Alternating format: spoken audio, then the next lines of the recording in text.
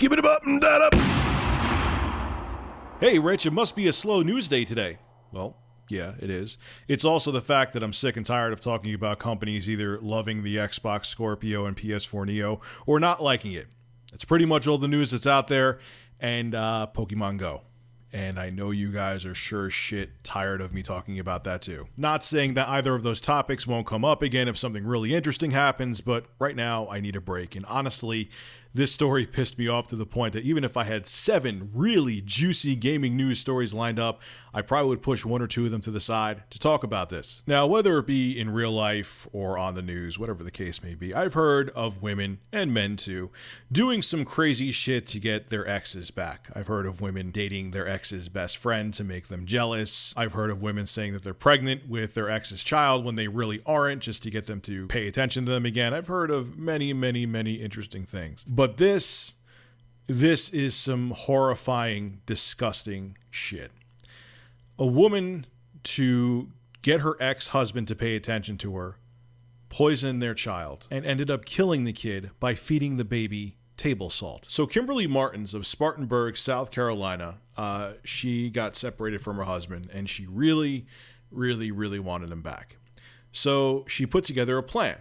She was going to poison her 17-month-old daughter, Peyton. And how was she going to do this? With bleach? With cyanide? With some kind of poison? No.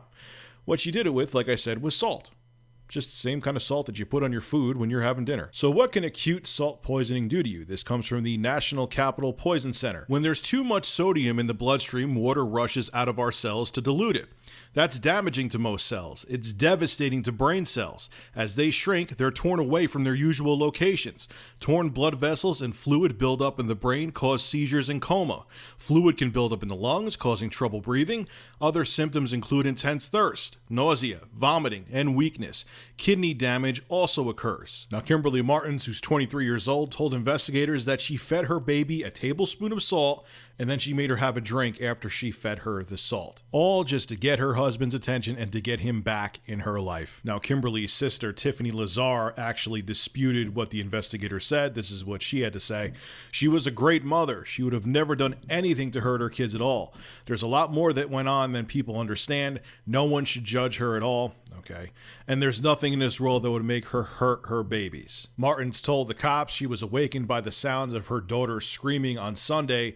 The kid was then brought to the hospital the same day and she was suffering from seizures and high fever. Doctors, of course, diagnosed the baby as having acute salt poisoning. 2 days after the baby was admitted, she was unresponsive and was then placed on life support. On Wednesday afternoon, she was taken off life support and she passed away. Kimberly Martins was originally charged with just felony child abuse, but when they found out what she did, they actually upgraded the charges to homicide by child abuse. If she is convicted, she could face up to 20 years in prison. Now, Kimberly Martins has 2 other children. One is actually Peyton's twin. They have been placed in protective custody. And even if by some off chance she pleads insanity and gets away with it, I'm hoping that she won't be able to get custody of her other 2 children again because she obviously seems like a ticking time bomb. How spineless and pathetic of a human being are you that to your own child you would poison them and end their life just to get your ex-husband back?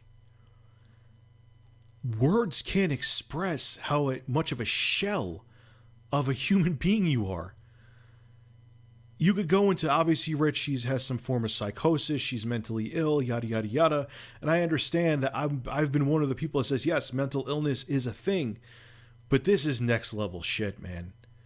There has to be some level of evil involved in this. If you can't even, you put your own child, you take away your own, not put your own child's life on the line. She took away your child's life just to get your man back.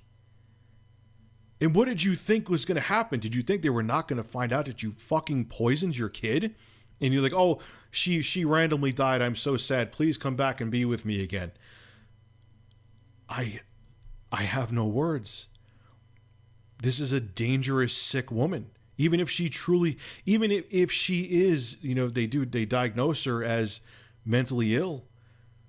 What is she going to do? She obviously can't get her kids back. I hope to God there's no possible way she can get her other 2 children back. If she does plead insanity and it does work, I hope that they find a nice, safe home to be in that is not hers. it just never, look, I've heard of many horrible things. I've witnessed horrible things in real life. And just the depths and darkness that human nature can go to, and the things, the evil that we can do and commit, just never ceases to amaze me. You would think, you've heard everything, or you've borderline seen everything, and then something comes along and you're like, oh wow, it can get worse. It can get worse. A woman could purposely poison her own baby just to try to get her man back. It's incredible, man. I'm almost afraid of what I'm going to witness or hear next.